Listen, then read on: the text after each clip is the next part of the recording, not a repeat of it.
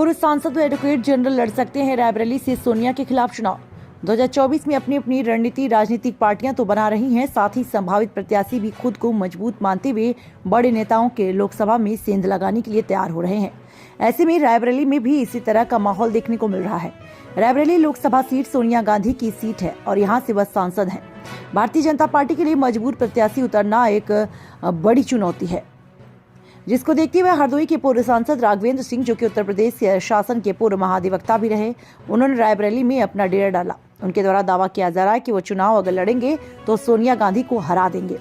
अभी तो उनके साथ पार्टी के कार्यकर्ता नजर नहीं आ रहे, लेकिन वह रायबरेली के बुद्धिजीवी वर्ग के बीच में बैठकर अपनी पहचान बताने का प्रयास कर रहे हैं।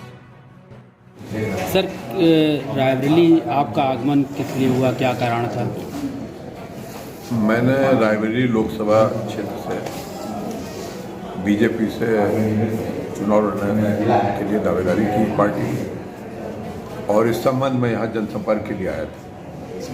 तो आज यहाँ कॉलेज में सभी बुद्ध वर्ग से मिलने का कार्यक्रम था। उसी में यहाँ प्रिंसिपल साहब और सभी लेक्चर से तमाम। सोनिया गांधी का गढ़ है, गांधी परिवार का गढ़ है, बहुत दिनों से, लंबे समय से ये लोग सांसद हैं, तो क्या सोच के आप आ गए? कुछ राजनीतिक कारण या पार्टी ने आपसे कहा?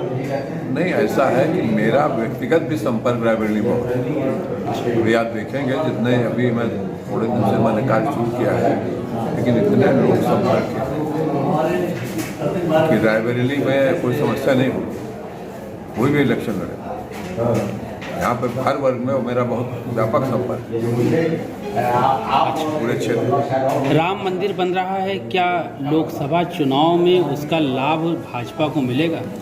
देखिए, राम मंदिर शुरू से बताया कि ये हम लोगों की आस्था का प्रश्न है और इसमें कभी पीछे नहीं हटे। राम मंदिर के लिए पार्टी के लोगों ने संघर्ष किया और सुप्रीम कोर्ट में भी केस लड़ा गया। मैं तो सौभाग्य से शुरू से इससे जुड़ा रहा, इस आंदोलन से, और अंत में भी जब सुप्रीम कोर्ट में केस हुआ तब भी मैं बराबर उपस्थित था। तब मैं एडवोकेट जनरल के रूप में उपस्थित रहा। और ये बहुत सबके लिए प्रसन्नता की बात है कि 500 साल बाद ये भव्य राम मंदिर बनने जा रहा है और राजनीतिक नेता विपक्ष के लोग निकाल रहे हैं, तो कुछ न कुछ तो जनता के मन में भावना आएगी कि भाई कुछ और पार्टियां थी, वो तो राम मंदिर क्या राम के ही बारे में प्रश्न चिन्ह लगा रही थी। सुप्रीम कोर्ट में एफिडेविट फाइल किया कांग्रेस के लोगों ने, और अब वो राम भक्त भी होने के दावा कर रहे हैं। लेकिन पहले तो राम है कि नहीं, काल्पनिक है, ऐसा कहते थे। रायबरेली में सोनिया गांधी अब दोबारा चुनाव लड़ेंगी या नहीं लड़ेंगी, ये तो संशय है, लेकिन फिर भी अगर वो लड़ेंगी, कितना मजबूत मान रहे हैं आप उनको?